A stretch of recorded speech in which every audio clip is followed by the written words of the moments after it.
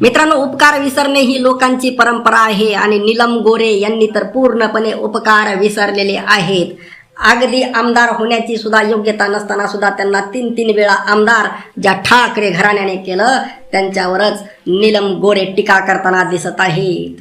नेमकं ठाकरेंची चूक काय? त्यांना आमदार करणं ही चूक आहे का? बरं, नीलम गोरे यांचं पक्षासाठी नेमकं योगदान काय? शून्य, काहीच नाही. नीलम गोरे जर एखाद्या जिल्ह्यामध्ये जर गेल्या आणि म्हटल्या माझ्या नावावर मतदान करा तर किती मतदान होईल? फार फार तर 1-2. मग पक्षासाठी कसलंही योगदान नाही, पक्षाची कधीही रोखठोक भूमिका मांडली नाही.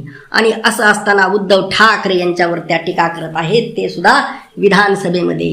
हे तुम्हाला योग्य वाटतं का? नीट बघा.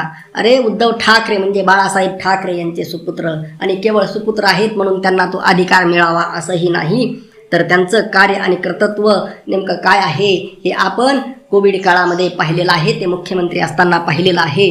त्यावेळेस संपूर्ण जगामध्ये मुंबईचा, महाराष्ट्राचा गौरव करण्यात आला की कशा पद्धतीने उद्धव ठाकरे यांनी कोविड काळामध्ये काम केलेलं आहे आणि मुंबईसारख्या गजबजलेल्या शहरामध्ये कशा पद्धतीने लोकांचे जीव वाचवलेले आहेत हे आपण त्या काळामध्ये पाहिलेलं आहे.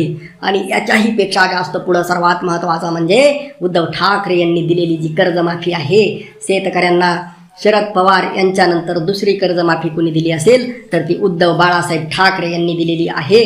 आणि हे उपकार कोणीही विसरू शकत नाही. परंतु मी पुढं तुम्हाला दाखवणार आहे की नीलम गोरे नेमकं विधानसभेमध्ये काय म्हणाल्या. अरे भावांनो, बघा, खाल्ल्या मिठाला जागलं पाहिजे, परंतु हे लोक खाल्ल्या मिठाला जागत नाहीत. बरं, स्वतःचं काही योगदान आहे का?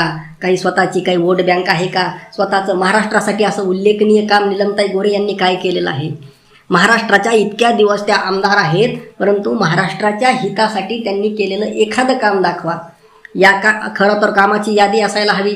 हे काम केलं, ते काम केलं, ते काम केलं, ते काम केलं, असे 10 कामाची यादी, परंतु एक सुद्धा काम केलेलं नाही. आणि मग असं असताना नुसतं वर बोलायचं. उद्धव ठाकरे यांनी अशी कविता केली, ते मला तसं बोलले, ते तसं बोलले. अरे, तुम्ही विधानसभेमध्ये तुमचे वैयक्तिक घरचे भांडणं खेळण्यासाठी आलेले आहात की लोकांच्या समस्या सोडवण्यासाठी आलेला आहात हेच तुम्हाला कळायला मार्ग नाही. तिथं लोकांच्या प्रश्नाबद्दल बोला, शेतकऱ्याबद्दल बोला, व्यापाऱ्याबद्दल बोला, बेरोजगारीबद्दल बोला, युवकाबद्दल बोला, महिलांच्या सुरक्षेबद्दल बोला, परंतु ते नाही. हे मला असं म्हणले, ते त्याला मला तसं म्हणले, ह्यांनी मला आमदार केलं, काय नेमकं लावले तुमचे तुम्हालाच कळायला मार्ग नाही. बघा आता पुढं नीलमताई गोरे नेमक्या काय म्हणाले आहेत ते सुद्धा पहा आणि तुमचं मत नक्की मांडा. आम्हाला असं वाटलं, आम्ही धन्य झालो की बाळासाहेब ठाकरेंचे चिरंजीव मुख्यमंत्री झाले. पण नंतर शेवटचे वर्षभर तर फार वाईट गेलं. भेटच मिळायची नाही. आपण नकोसे आहोत त्याची रोज खात्री पटायची. कोविड तर आम्ही आठवड्यातून हा मिलींचा 8-8 वेळेला हे करायचा, टेस्ट करायचा कोविडची. ज्यांनी भेटायला जायचं त्यांनी ती टेस्ट रोजच करायची असायची ना. आता काय बोलू नको, तू तिथेच आहेस. पण करू शकतो आपण. पण किती दुसऱ्या माणसाला त्रास होतो या गोष्टींचा. आणि कोविडमध्ये काम कोणी नाही केलं, सगळ्यांनी काम केलं. शिंदेसाहेबसुद्धा स्वतः तो याचा सूट घालून, कोविडचा PPE युनिट घालून तिथे गेले होते.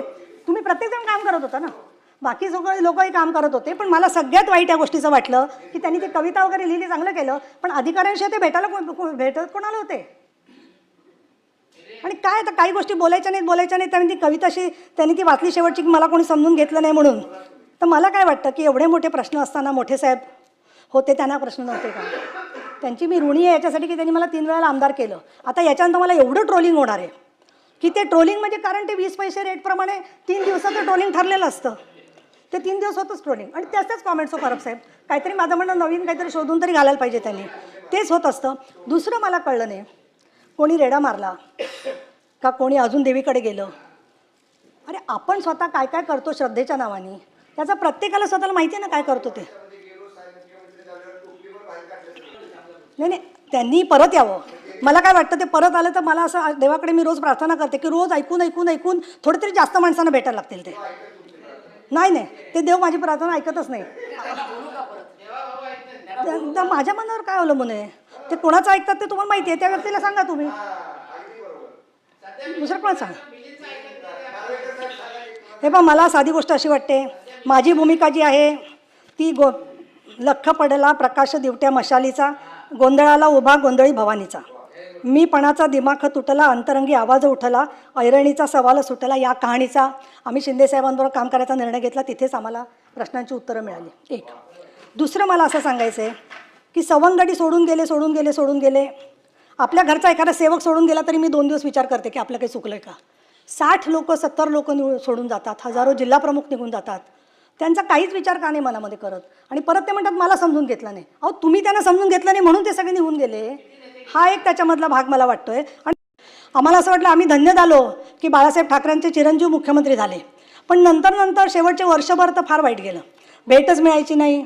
आपण नकोसे आहोत त्याची रोज खात्री